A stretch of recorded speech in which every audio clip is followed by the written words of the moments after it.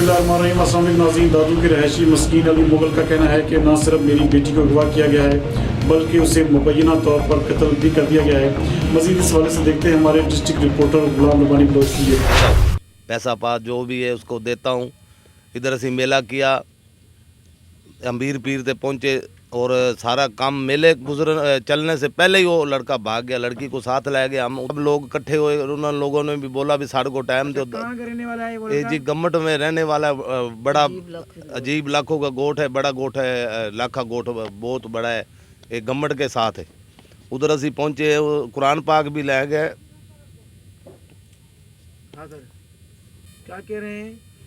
कभी लड़की को भी मिलने नहीं दिया ना, बुआ ने साड़ी बात ली।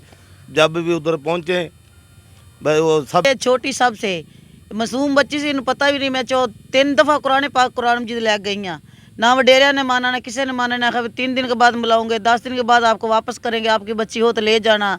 हमें नहीं पता उसने मार दिया क्या क्या, हमें इंसाफ मिला जाए। मैं जाती हूँ, मेरे मिलने ही नहीं देते ने, पता नहीं उसने कहाँ फेंकी है, मार दिए, कत्ल कर दिए। जब भी गया कभी कराची गए, कभी कहाँ गए, कभी कहाँ गए, लिहाजा ना साढ़े किसी